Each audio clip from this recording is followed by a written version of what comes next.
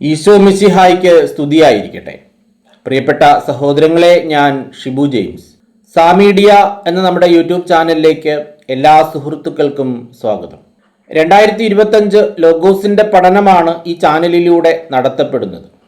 ഇത് ചോദ്യോത്തരങ്ങളുടെ പ്രഭാഷകൻ 47-ാം അധ്യായത്തിന്റെ 2ാമത്തെ വീഡിയോയാണ്. ഇതിനു സമാന്തരമായി തന്നെ മോക്ക് ടെസ്റ്റുകൾ നടത്തുന്നുണ്ട്. മോക്ക് ടെസ്റ്റിൽ പങ്കെടുക്കുന്നതിനുള്ള രജിസ്ട്രേഷൻ ഫീസ് ഇനിയും താല്പര്യമുള്ളവർക്ക് അടയ്ക്കാവുന്നതാണ്. ഒരു പഠന സഹായി തയ്യാറാക്കിയിട്ടുണ്ട്. അത് ആവശ്യമുള്ളവരും സ്ക്രീനിൽ കാണുന്ന നമ്പറിൽ ബന്ധപ്പെടുക. ഒന്നാമത്തെ ചോദ്യം, ആരുടെ ഭരണകാലം സമാധാനപൂർണമായിരുന്നു എന്നാണ് പ്രഭാഷകൻ പറഞ്ഞിരിക്കുന്നത്? സോളമന്റെ. ചോദ്യം 2, സോളമന്റെ എന്താണ് സമാധാനപൂർണമായിരുന്നത് ഭരണകാലം? 3, സോളമന്റെ ഭരണകാലം എങ്ങനെ ഉള്ളതായിരുന്നു? സമാധാനപൂർണമായിരുന്നു. 4, ദൈവം അവന് എല്ലായിടത്തും സമാധാനം നൽകി. ആർക്ക്? സോളമന്. 5, സോളമന് എല്ലായിടത്തും സമാധാനം നൽകിയതാര്? ദൈവം. 6, ആരുടെ നാമത്തിലാണ് സോളമൻ ഒരാലയം നിർമ്മിച്ചത്? ദൈവത്തിന്റെ. 7, ദൈവത്തിന്റെ നാമത്തിൽ സോളമൻ നിർമ്മിച്ചത് എന്ത്? ഒരാലയം. 8, എന്നും നിലനിൽക്കുന്ന എന്താണ് സോളമൻ ഒരുക്കിയത്? ഒരു വിശുദ്ധ സ്ഥലം. 9, സോളമൻ ഒരുക്കിയ വിശുദ്ധ സ്ഥലത്തിന്റെ പ്രത്യേകത എന്ത്? എന്നും നിലനിൽക്കുന്നത്. 10, യൗവനത്തിൽ തന്നെ നീ എത്ര ജ്ഞാനിയായിരുന്നു, നിന്റെ വിജ്ഞാനം നദി പോലെ കരകവിഞ്ഞൊഴുകി. ആരുടെ? സോളമന്റെ. 11, ആരുടെ വിജ്ഞാനമാണ് നദി പോലെ കരകവിഞ്ഞൊഴുകിയത്? സോളമന്റെ. 12, നദി പോലെ കരകവിഞ്ഞൊഴുകിയത് എന്ത്? സോളമന്റെ വിജ്ഞാനം. 13, ലോകമാസകലം വ്യാപിച്ചത് എന്ത്? സോളമന്റെ ജ്ഞാനം. 14, സോളമന്റെ ജ്ഞാനം വ്യാപിച്ചത് എവിടെ? ലോകമാസകലം. 15, അതിനെ നീ ഉപമകളും സൂക്തങ്ങളും കൊണ്ട് നിറച്ചു. ഇവിടെ അതിനെ, നീ എന്നീ വാക്കുകൾ കൊണ്ട് ഉദ്ദേശിക്കുന്നത് എന്ത്? അതിനെ എന്നതുകൊണ്ട് ജ്ഞാനത്തെയും നീ എന്നതുകൊണ്ട് സോളമനെയും. 16, സോളമൻ തന്റെ ജ്ഞാനത്തെ എന്തെല്ലാം കൊണ്ടാണ് നിറച്ചത്? ഉപമകളും സൂക്തങ്ങളും. 17, വിദൂര ദ്വീപുകളിൽ എത്തിയത് എന്ത്? സോളമന്റെ പ്രശസ്തി. 18, സോളമന്റെ പ്രശസ്തി എത്തിയത് എവിടെ? വിദൂര ദ്വീപുകളിൽ. 19, സോളമൻ പ്രിയങ്കരനായത് എന്തു നിമിത്തം? സമാധാനപൂർണമായ ഭരണം നിമിത്തം. 20, സമാധാനപൂർണമായ ഭരണം നിമിത്തം സോളമൻ എന്തായി തീർന്നു? പ്രിയങ്കരനായി തീർന്നു. 21, സമാധാനപൂർണമായ ഭരണം നിമിത്തം പ്രിയങ്കരനായതാര്? സോളമൻ. 22, സോളമന്റെ എന്തെല്ലാമാണ് ജനതകളെ വിസ്മയാധീനരാക്കിയത്?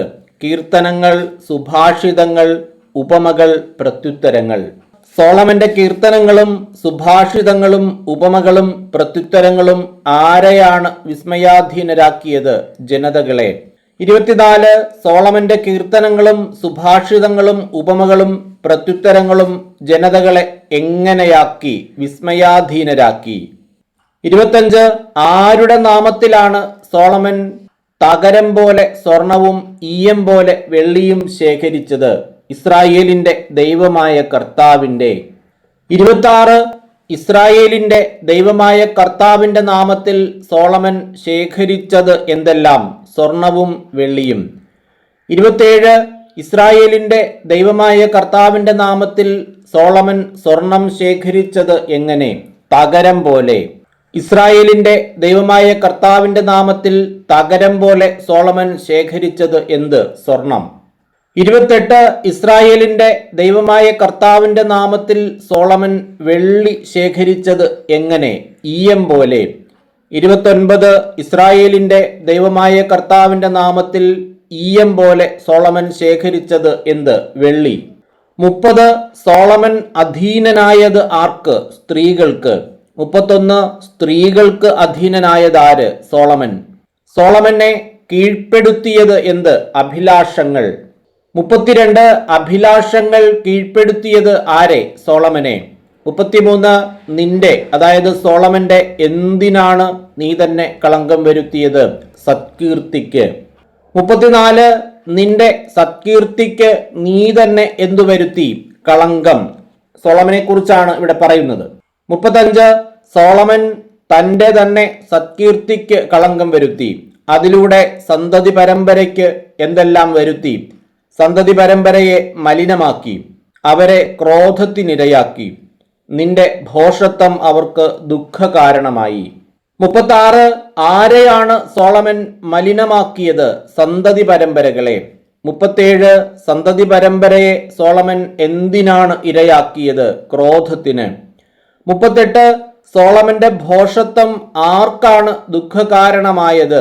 സന്തതി പരമ്പരയ്ക്ക്. 39 സന്തതി പരമ്പരയ്ക്ക് ദുഃഖകാരണമായത് എന്ത്? സോളമന്റെ ഭോഷത്വം. 40 അങ്ങനെ രാജ്യം വിഭജിക്കപ്പെട്ടു. എങ്ങനെ? സോളമന്റെ ഭോഷത്വം മൂലം.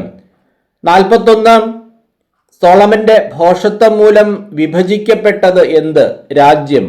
42 അങ്ങനെ രാജ്യം വിഭജിക്കപ്പെട്ടപ്പോൾ എവിടെ നിന്നാണ് ഉദ്ധതമായ ഒരു രാജ്യം ഉയർന്നു വന്നത്? എഫ്രായിമിൽ നിന്ന്. 43 എഫ്രായിമിൽ നിന്ന് എന്താണ് ഉയർന്നു വന്നത്? ഉദ്ധതമായ ഒരു രാജ്യം. 44 കർത്താവ് ഒരിക്കലും വെടിയുകയില്ലാത്തത് എന്ത്? കാരുണ്യം. 45 ആരാണ് ഒരിക്കലും കാരുണ്യം വെടിയുകയില്ലാത്തത്? കർത്താവ്. 46 തൻ്റെ സൃഷ്ടികൾ നശിക്കാൻ ഇടവരുത്തുകയില്ലാത്തത് ആര്? കർത്താവ്. 47 കർത്താവ് തുടച്ചു മാറ്റുകയില്ല എന്ന് പ്രഭാഷകൻ 47:22 പറഞ്ഞിരിക്കുന്നത് എന്ത്? താൻ തിരഞ്ഞെടുത്തവന്റെ പിൻഗാമികളെ. 48 താൻ തിരഞ്ഞെടുത്തവന്റെ ആരെയാണ് കർത്താവ് തുടച്ചു മാറ്റുകയില്ലാത്തത്? പിൻഗാമികളെ. 49 ആരുടെ സന്തതി പരമ്പരകളെയാണ് കർത്താവ് നശിപ്പിക്കുകയില്ല എന്ന് പറഞ്ഞിരിക്കുന്നത്? തന്നെ സ്നേഹിക്കുന്നവന്റെ. 50 തന്നെ സ്നേഹിക്കുന്നവന്റെ ആരെയാണ് കർത്താവ് നശിപ്പിക്കുകയില്ല എന്ന് പറഞ്ഞിരിക്കുന്നത്? സന്തതി പരമ്പരകളെ. 51 കർത്താവ് ഒരു ഗണത്തെ അവശേഷിപ്പിച്ചത് ആർക്ക്? യാക്കോബിന്. 52 കർത്താവ് ആരുടെ വംശത്തിലാണ് ഒരു സന്തതിയെ അവശേഷിപ്പിച്ചത്? ദാവീദിന്റെ. 53 കർത്താവ് ദാവീദിന്റെ വംശത്തിൽ ആരെയാണ് അവശേഷിപ്പിച്ചത്? ഒരു സന്തതിയെ. 54 യാക്കോബിന് ഒരു ഗണത്തെയും ദാവീദിന്റെ വംശത്തിൽ ഒരു സന്തതിയെയും കർത്താവ് എന്തു ചെയ്തു? അവശേഷിപ്പിച്ചു. 55 കർത്താവ് യാക്കോബിന് ഒരു ഗണത്തെയും ദാവീദിന്റെ വംശത്തിൽ ഒരു സന്തതിയെയും അവശേഷിപ്പിക്കാൻ കാരണമെന്ത്? അവിടുന്ന് താൻ തിരഞ്ഞെടുത്തവന്റെ പിൻഗാമികളെ തുടച്ചു മാറ്റുകയോ തന്നെ സ്നേഹിക്കുന്നവന്റെ സന്തതി പരമ്പരകളെ നശിപ്പിക്കുകയോ ഇല്ല. 56 പ്രഭാഷകൻ അധ്യായം 47 മൂന്നാമത്തെ തലക്കെട്ട് റഹോബോവാം ജെറോബോവാം. 57 സോളമൻ ആരോട് ചേർന്നു എന്നാണ് പ്രഭാഷകൻ 47:23 പറഞ്ഞിരിക്കുന്നത്? പിതാക്കന്മാരോട്. 58 സോളമൻ പിതാക്കന്മാരോട് ചേർന്നപ്പോൾ സ്ഥാനമേറ്റതാര്? അവന്റെ സന്തതികളിൽ ഒരുവൻ. 59 വിഡ്ഢിത്തത്തിൽ ഒന്നാമനും വിവേകത്തിൽ ഒടുവിലത്തവനും എന്ന് വിശേഷിപ്പിക്കപ്പെട്ടിരിക്കുന്നത് ആരെക്കുറിച്ച്? റഹോബോവാമിനെ കുറിച്ച്. 60 റഹോബോവാം എന്തിനാണ് ഒന്നാമനായിരുന്നത്? വിഡ്ഢിത്തത്തിൽ. 61 റഹോബോവാം ഒടുവിലത്തവൻ ആയിരുന്നത് എന്തിൽ? വിവേകത്തിൽ. 62 ആരുടെ ഭരണമാണ് ജനങ്ങളുടെ കലാപത്തിന് കാരണമായത്? റഹോബോവാമിന്റെ. 63 നെബാത്തിന്റെ പുത്രനാര്? ജെറോബോവാം. 64 നെബാത്തിന്റെ പുത്രൻ ജെറോബോവാം ഇസ്രായേലിനെ നയിച്ചത് എവിടേക്ക്? തിന്മയിലേക്ക്. 65 ഇസ്രായേലിനെ തിന്മയിലേക്ക് നയിച്ചതാര്? ജെറോബോവാം. 66 ജെറോബോവാം ആരെയാണ് തിന്മയിലേക്ക് നയിച്ചത്? ഇസ്രായേലിനെ. 67 ജെറോബോവാം പാപമാർഗത്തിൽ നടത്തിയത് ആരെ? എഫ്രായിമിനെ. 68 ജെറോബോവാം എഫ്രായിമിനെ നടത്തിയത് എവിടെ? പാപമാർഗത്തിൽ.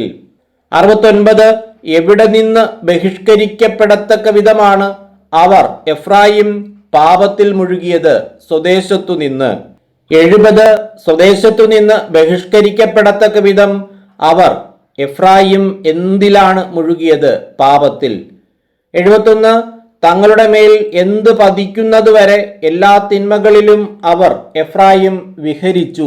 പ്രതികാരം. 72 തങ്ങളുടെ മേൽ പ്രതികാരം പതിക്കുന്നതുവരെ അവർ എഫ്രായിം വിഹരിച്ചത് എവിടെ? എല്ലാ തിന്മകളിലും. ഇങ്ങനെ 72 ചോദ്യങ്ങളാണ് പ്രഭാഷകൻ 47-ാം അധ്യായത്തിൽ നിന്ന് തയ്യാറാക്കിയിട്ടുള്ളത്. 3 അധ്യായങ്ങൾ കൂടിയാകുമ്പോൾ പ്രഭാഷകനിലെ മുഴുവൻ ചോദ്യോത്തരങ്ങളും അപ്ലോഡ് ചെയ്യപ്പെട്ടു കഴിയുകയാണ്. ന്യായാധിപന്മാർ മുഴുവൻ ചോദ്യോത്തരങ്ങളും 16 വീഡിയോകളിലായി അപ്ലോഡ് ചെയ്തിട്ടുണ്ട്. പ്രഭാഷകനെ തുടർന്ന് ലൂക്കായുടെ സുവിശേഷമായിരിക്കും വീഡിയോ ചെയ്യുന്നത്. ഇനിയും പുസ്തകം ആവശ്യമുള്ളവർ 2025 ലോഗോസിലെ മുഴുവൻ പാഠഭാഗങ്ങളും ഉൾപ്പെടുത്തി 4000-ഓളം ചോദ്യങ്ങൾ വരത്തക്ക വിധത്തിൽ 312 പേജുള്ള ഒരു പഠന സഹായിയാണ് തയ്യാറാക്കിയിരിക്കുന്നത്. വളരെ സമഗ്രമായി ലോഗോസ് പഠനത്തിന് ആ പഠന സഹായി നിങ്ങളെ സഹായിക്കുന്നതായിരിക്കും. പുസ്തകം ആവശ്യമുള്ളവർ സ്ക്രീനിൽ കാണുന്ന നമ്പറിൽ ബന്ധപ്പെടുക. പുസ്തകത്തിന്റെ വില 230 രൂപയാണ്. ഒരു ഡിസ്കൗണ്ട് പ്രൈസിൽ 200 രൂപയ്ക്ക് ഇപ്പോൾ പുസ്തകം നൽകുകയാണ്. 50 രൂപ പോസ്റ്റൽ ചാർജ്. അങ്ങനെയാണ് 250 രൂപയ്ക്ക് പുസ്തകം നൽകുന്നത്. 10 പുസ്തകമൊക്കെ ആവശ്യമുള്ള ആളുകൾക്ക് പോസ്റ്റൽ ചാർജ് സൗജന്യമായി അയച്ചു തരുന്നതായിരിക്കും.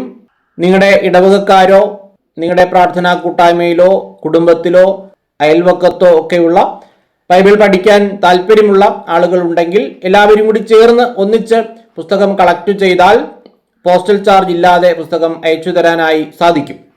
എല്ലാവരും നന്നായി വചനം പഠിക്കുക. എല്ലാവർക്കും എല്ലാവിധമായ നന്മകളും അനുഗ്രഹങ്ങളും ഉണ്ടാകട്ടെ എന്ന് ആശംസിച്ചുകൊണ്ട് പ്രാർത്ഥിച്ചുകൊണ്ട് നിർത്തുന്നു. നന്ദി.